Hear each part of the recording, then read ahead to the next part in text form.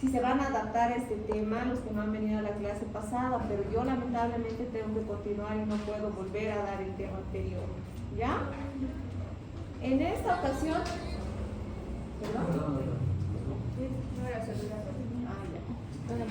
vamos a entrar a hablar ya de lo que es la pelvimetría y la pelvis materna.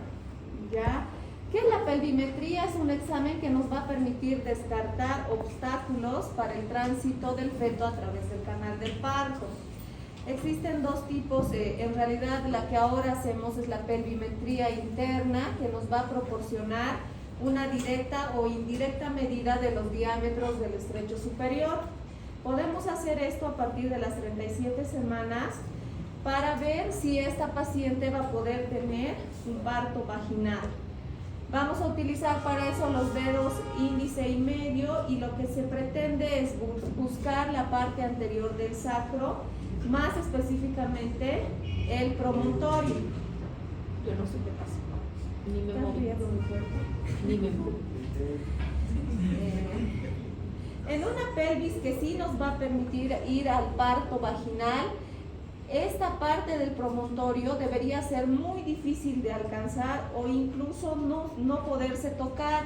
Y si se nos es fácil poder llegar al promontorio, entonces vamos a decir que es una pelvis estrecha o no ginecoide. ¿Ya? Vamos a recordar un poquito esto. La pelvis obstétrica va a estar formada por el sacro y por los dos huesos coxales, ¿no? Que a su vez los huesos coxales van a tener sus partes, el ilion, el isquion y el pubis. Van a estar unidos por medio de la articulación sacroiliaca.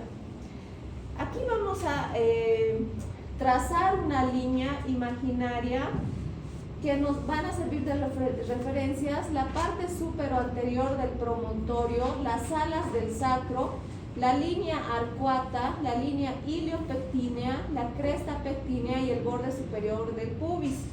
Del otro lado vamos a trazar la misma línea y esta nos va a dar origen a lo que es la línea terminal, como se ve ahí en el círculo verde. ¿Para qué nos sirve esta línea terminal? Nos va a servir para diferenciar o separar a la pelvis en una pelvis superior o falsa, donde vamos a encontrar parte de los órganos abdominales, y una pelvis inferior o verdadera, donde van a estar propiamente dichos los órganos genitales internos. También vamos a dividir a la pelvis verdadera o inferior en tres partes: un estrecho superior o plano de entrada, una excavación o un estrecho intermedio o medio, y un estrecho inferior o el plano de salida. Cada una de estas partes va a tener diámetros por los cuales debe atravesar el feto. El estrecho superior, como les digo, va a estar formado por diámetros tanto anteroposteriores, transversos como oblicuos. Vamos a ir analizando cada uno de ellos. Dentro de lo que son los diámetros transversos vamos a ver dos. Uno que es el transverso anatómico, que va a ser el mayor, mide 13 centímetros. Sin embargo, este diámetro no lo va a utilizar el feto, porque como ustedes ven en la imagen, la proporción está mayor en la parte anterior que en la posterior. No hay equidistante, no está equidistante al medio. Y esta línea va desde el punto más cóncavo de cada una de las líneas arcuatas. Este es el diámetro anatómico, transverso anatómico, el transverso útil, que sí lo va a utilizar el feto, porque como ustedes ven en la imagen, ambos va a estar prácticamente al medio, y tanto la parte anterior y posterior van a estar divididas equidistantemente. Sin embargo, es un diámetro más pequeño que el anterior, que mide 12.5 centímetros. También vamos a ver que en el estrecho superior existen dos diámetros oblicuos, uno derecho y uno izquierdo. Van a partir desde las eminencias iliopúbicas hacia las articulaciones sacroiliacas. Vamos a tener dos. El que generalmente lo va a utilizar el feto es el izquierdo, que va a ser más amplio, de 12.5 centímetros, y el derecho es un poquito inferior, de 12 centímetros.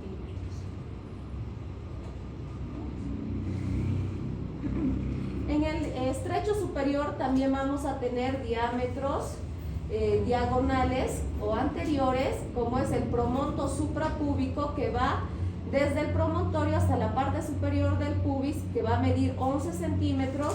El diámetro promonto retropúbico, que va desde la parte media del promontorio hacia la parte trasera del pubis, que va a medir 10.5 centímetros.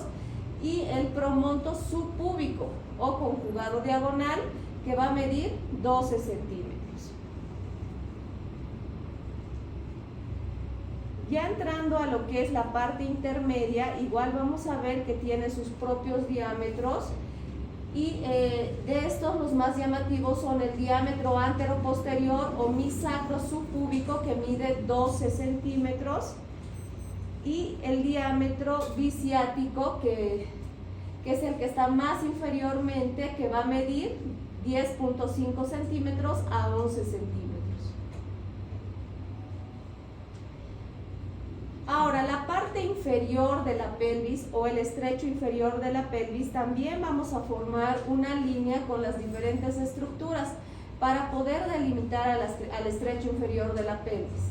Vemos en la parte superior el borde inferior de la sínfisis del pubis, la rama isquiopúbica, la tuberosidad isquiática, el ligamento sacrotuberoso y la punta del coxis. Al otro lado vamos a marcar las mismas estructuras y nos van a dar el límite del estrecho inferior de la pelvis.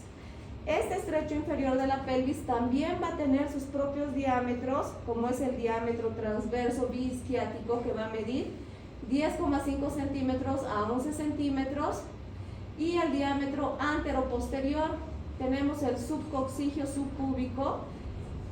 Este diámetro tiene una particularidad: cuando la mujer no está en trabajo de parto, este diámetro va a medir 8,5 centímetros a 9 centímetros, pero una vez que ya se ha iniciado el descenso de la cabeza fetal, se va a producir lo que es la retropulsación del coxis. O sea, como ustedes ven en la imagen, se va más hacia atrás y por lo tanto permite que este diámetro aumente. Entonces está aumentando a 11 centímetros a 11.5. ¿Ya? ¿Se entiende esta parte, verdad? Y el diámetro anteroposterior del estrecho inferior, que es el diámetro subsacro subpúbico, que va a medir 11 centímetros. Esta es la curva de Carus o el eje de la pelvis, que nos va a permitir unir los puntos medios de todos los diámetros de la pelvis, que como ustedes ven ahí es esa línea negra que debe seguir el feto para poder atravesar todo el canal del parto.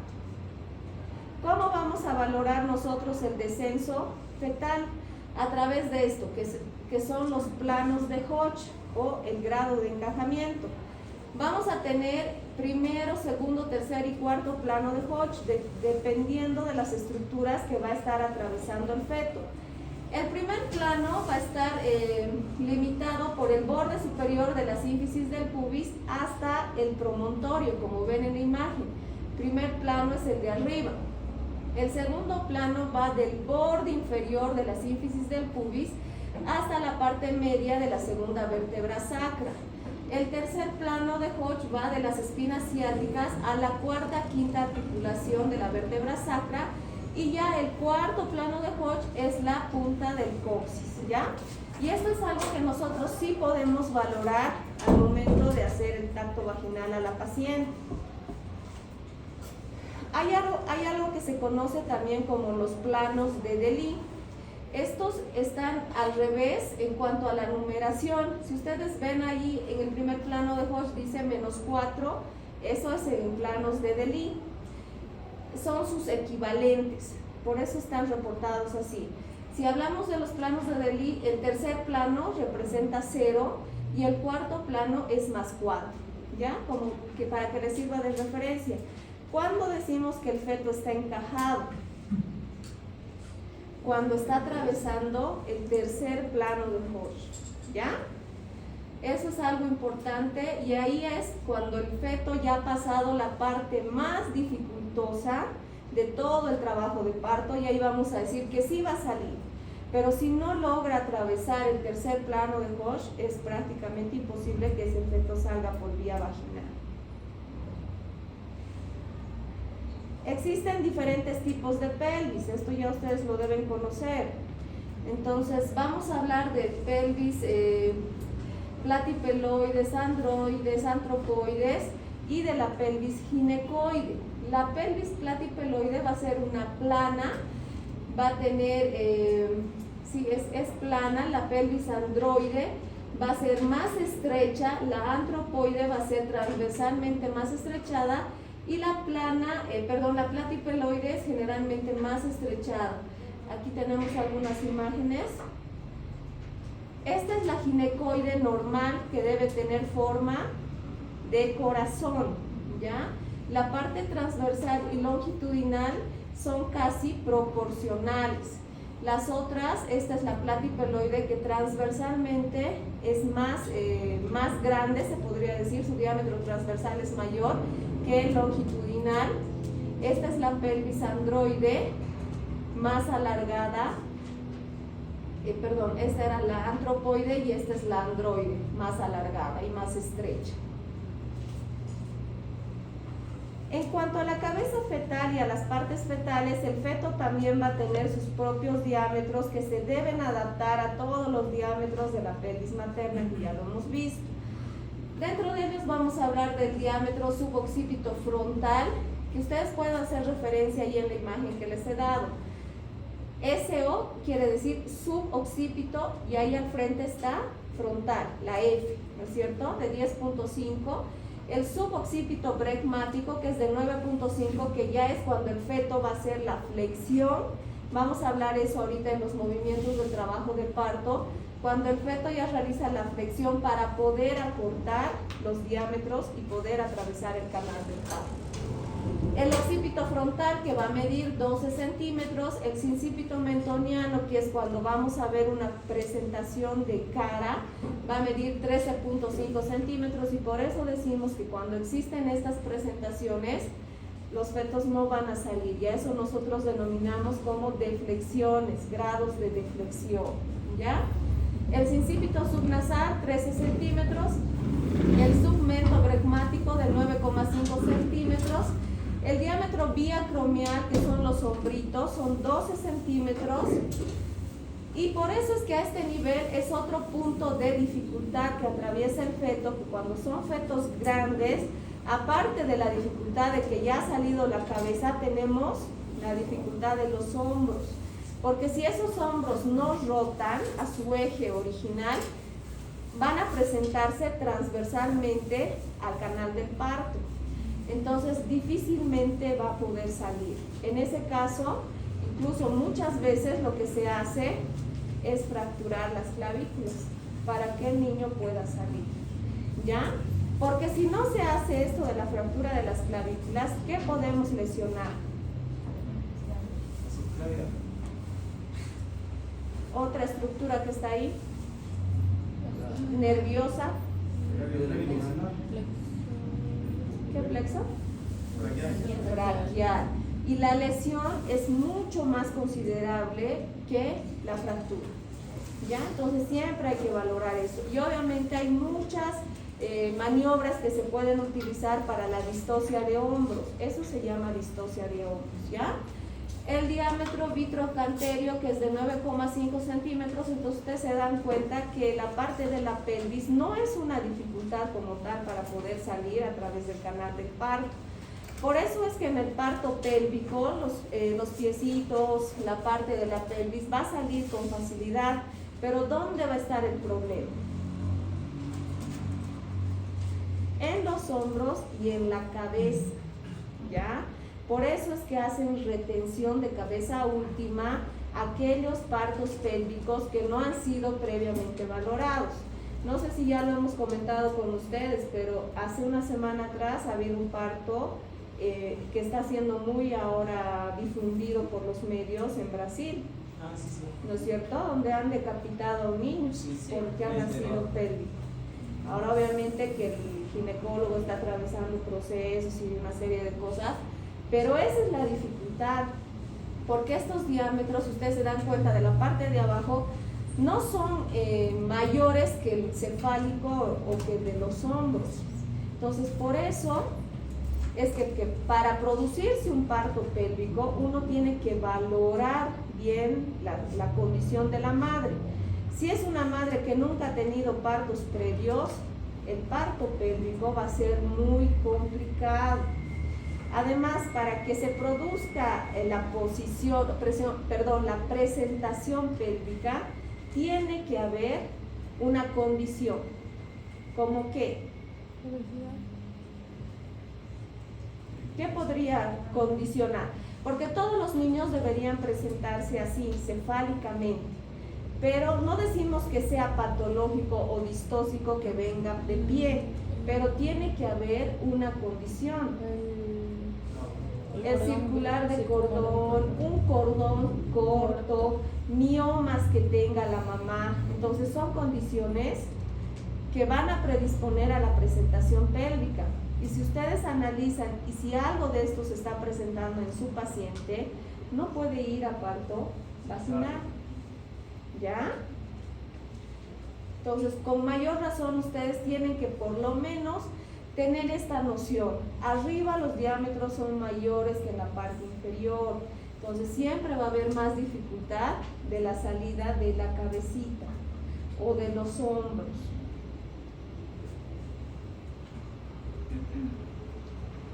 Y ahí están los diámetros de los hombritos y de la pelvis. No termina ahí, ya no se emociona. Tenemos hartos días. ¿Por qué juega con mis sentimientos así? Que vamos a tratar de avanzar lo más que se pueda. Ya. Ahora vamos a entrar a lo que es el mecanismo de parto propiamente. Ya les dije en la clase pasada que se define al mecanismo de parto como el conjunto de movimientos ordenados y pasivos que va a realizar el feto a través del canal del parto. De forma general, todo trabajo de parto debe tener estos 4 tiempos: acomodación al estrecho superior, encajamiento y descenso, la rotación intrapélvica de la presentación y el desprendimiento o salida del estrecho inferior. En cuanto a lo que es la presentación cefálica, debería presentar 6 tiempos, y la presentación podálica, como ya les estoy explicando que es un poco más compleja, va a presentar 10 tiempos, ¿ya? Vamos a ir definiendo a cada uno de estos. La acomodación al estrecho superior va a consistir en la orientación al estrecho superior de la pelvis, la reducción de sus diámetros para poder facilitar el encaje y el descenso. Vemos que la circunferencia máxima de la presentación va a empezar a franquear al estrecho superior para poder penetrar al canal pelviano. Generalmente lo va a hacer en el diámetro oblicuo izquierdo. ¿Por qué? ¿Qué hemos dicho que el oblicuo izquierdo es? Mayor. Es de 12.5 centímetros. Ya esa parte no se van a olvidar. Y ya la rotación va a ser el descenso por simple progresión hasta llegar al estrecho inferior. Va a presentar la acomodación a la hendidura pubococcígea del estrecho inferior. Y ya el desprendimiento es el descenso por el estrecho inferior para poder salir al exterior. Existen muchas leyes que nos van a tratar de hacer entender cómo se produce esta salida del feto a través del canal del parto. Dentro de ellas, y la más aceptada es esta, es la ley de Payot. ¿Qué nos dice la ley de Payot? Vamos a hablar de 2 cosas. Uno que es el continente, que es el útero, más la parte de la pelvis, y el contenido, que sería el feto. Entonces, lo que nos dice esta ley es que el contenido que viene a ser el feto tiene que adaptarse al continente para poder salir, ¿ya? En resumen, eso es lo que nos dice esta ley. El feto obviamente tiene sus características, por ejemplo va a estar recubierto por un unto sebáceo que obviamente le va a facilitar su movilización a través del canal del parto. También algo que influye en esto, que son las contracciones y el tiempo de relajación, ¿no es cierto? Entonces todo esto nos va a dar o nos va a describir a lo que es la ley de Fayot. No es la única ley, existen otras más.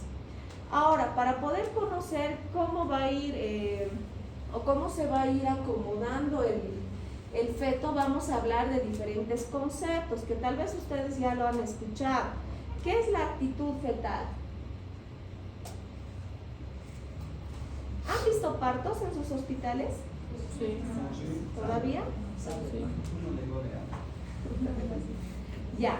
Vamos a hablar de actitud fetal, que va a ser la relación que guardan las distintas partes fetales. Partes fetales me estoy refiriendo a los pies, a las manos, a la misma cabeza, las distintas partes fetales entre sí. Entonces, si ustedes se ponen a...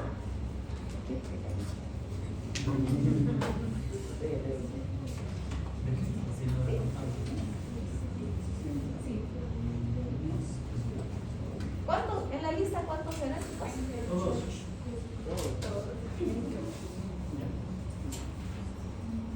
¿Nos puede contar desde la ventana, señor?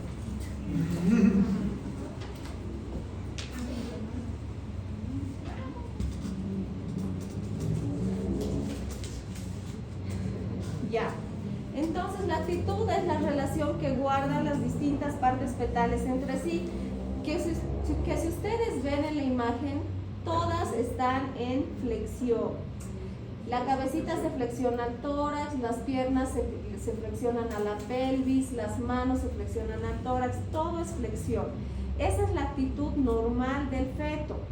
¿Qué es la situación fetal? Eso sí ya lo hemos hablado. ¿Qué es la situación? Cuando hemos hablado de las maniobras de Leopold, hemos hablado de la situación. ¿Cómo va a estar? ¿De qué lado va a estar? No, otra cosa es la presentación. Ya. ¿Cómo va a estar, digamos, La- para qué lado está su cabeza? ¿Y cómo debería ser entonces la situación? Longitudinal o transversa. Entonces, ¿qué es? Es la relación que guarda el eje del feto, o en otras palabras va a ser el dorso del feto, con el eje longitudinal de la madre. ¿Ya? Entonces puede ser una situación longitudinal o una situación transversa. Muchos hablan de la situación oblicua, que ya hemos dicho que generalmente es transitoria, que no es definitiva. ¿Ya? Esa va a evolucionar o a una longitudinal o a una transversa. ¿Qué era la presentación? La forma en la que el feto está saliendo. Ya. ¿Qué va a presentar al estrecho superior de la pelvis? ¿Qué parte se está presentando? Eso es, ¿va a ser cefálica o va a ser pélvica? Porque en la transversa no hay presentación, ¿no ven? No se va a presentar nada al estrecho superior de la pelvis. ¿Y qué es la posición? Es la relación que va a guardar el punto guía con el lado izquierdo o derecho de la pelvis materna.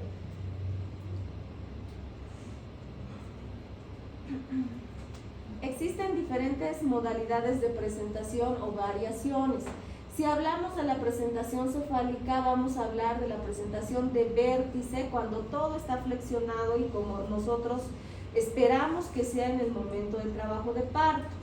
El de Bregman va a estar indiferente, no está ni flexionada ni extendida. Si hablamos de frente, ya existe un grado de extensión hacia atrás y vamos a hablar de deflexión. Y si ya tenemos una presentación de cara, quiere decir que está extendido completamente hacia la parte posterior y esa es una deflexión completa. ¿Ya? En cuanto a la presentación pélvica, vamos a hablar de dos.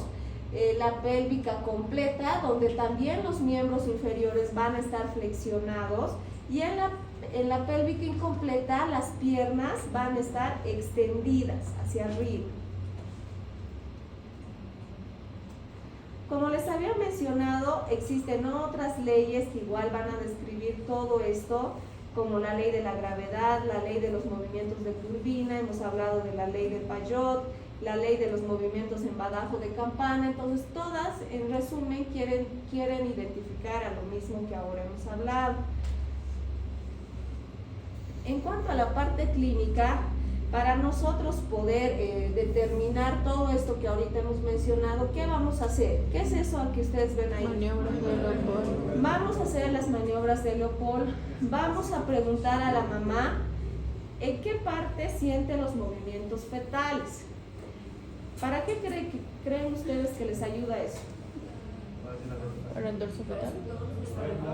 Para el dorso, ¿para qué más? Si hablamos de una presentación pélvica, ¿qué nos ayudaría a identificar? La presentación, ¿ya? Entonces, esto ya de las maniobras de Leopold no creo que sea necesario que volvamos a repetir. Ustedes ya lo saben de memoria, se supone. Sí. Sí. Ahora vamos a entrar a hablar de los tiempos del trabajo de parto en la presentación cefálica. Vamos a ver que el primer tiempo se va a tratar de la acomodación al estrecho superior. Lo que vamos a tratar de hacer en este tiempo es disminuir los diámetros. Vamos a disminuir del diámetro occipito frontal, que mide 12 centímetros, al diámetro suboccipito frontal, que mide 10.5 centímetros. Y generalmente, ya lo hemos mencionado hace un momento, va a ser en el occipito ilíaca izquierda anterior. El diámetro occipital izquierdo es lo que va a tomar el feto para poder descender, porque es el de mayor diámetro.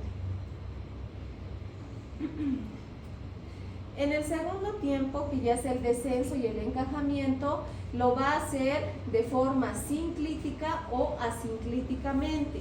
¿Ustedes han escuchado hablar del sinclitismo? No. Ya. El sinclitismo o el asinclitismo es nada más que ese movimiento en badajo de campana que va a hacer el feto para poder descender. La mayoría de los fetos lo hacen asinclíticamente. ¿Qué quiere decir? Que la sutura sagital o medial que presenta el feto va a estar dirigida más hacia el promontorio que a la parte del pubis, ¿ya? En cambio, el sinclitismo, ¿qué quiere decir? Que la sutura sagital está yendo al medio, ya está bajando recto, en otras palabras. Y asinclíticamente quiere decir que está yendo más hacia el promontorio. ¿Sí saben lo que es embadajo de campana, no ve? ¿Cómo va la campana? ¿Qué hace la campana?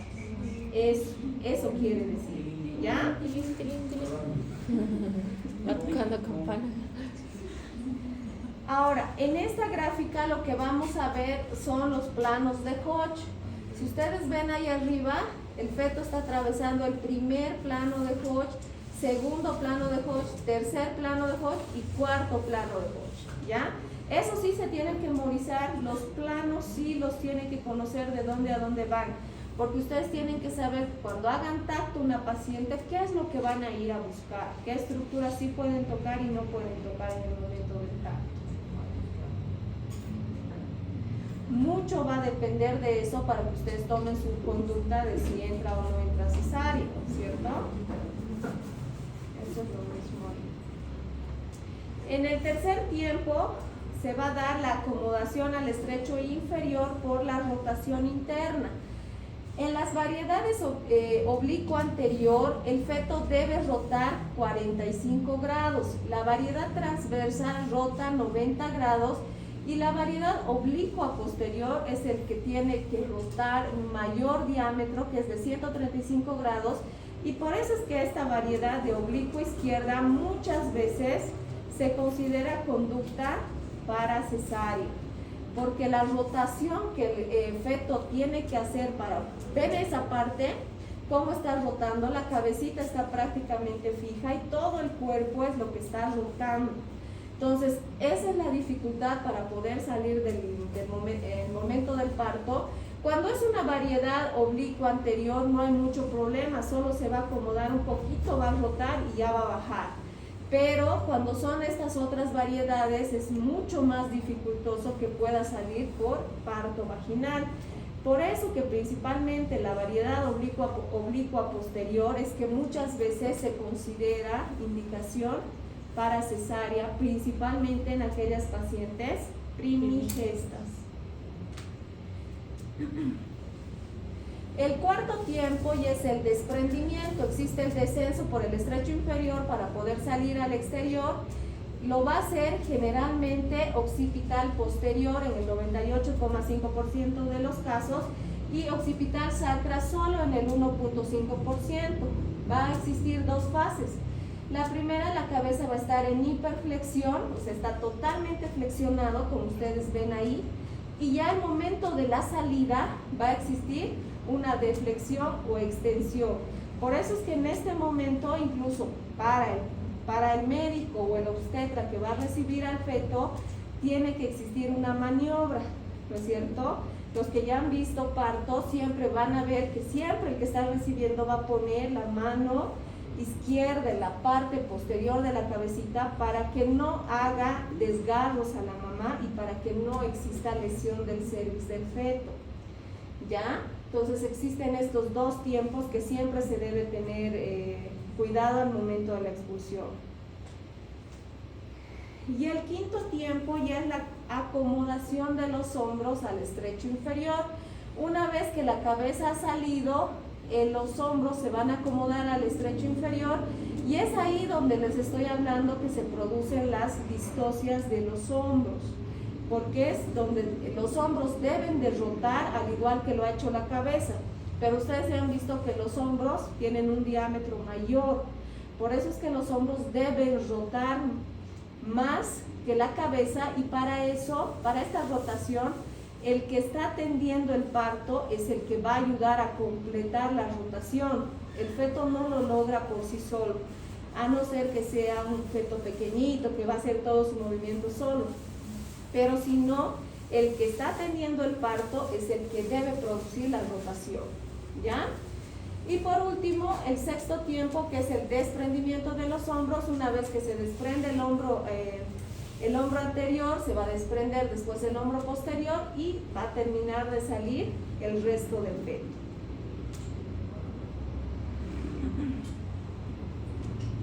Existen algunas anomalías que sí se pueden presentar en el momento del parto, principalmente algo que se considera no patológico, tal vez parte de esto es fisiológico, es el caput sucedáneo, que es una acumulación de líquido serosanguinolento con desprendimiento del cuero cabelludo del feto y que va a tardar más o menos 24 a 48 horas en desaparecer. Es como un pequeño chinchón que se le produce al niño. ¿Y eso por qué creen que se produce? Por la presión. Por la presión o por el tiempo de demora que ha tenido en el trabajo de parto. Entonces ustedes se van a dar cuenta, mientras más tiempo tarde la mamá en desarrollar el trabajo de parto, más problema, o sea, más grande va a ser esto. Este caput sucedáneo se considera normal. Estos otros ya se consideran patológicos, el cefalohematoma o el meningocele.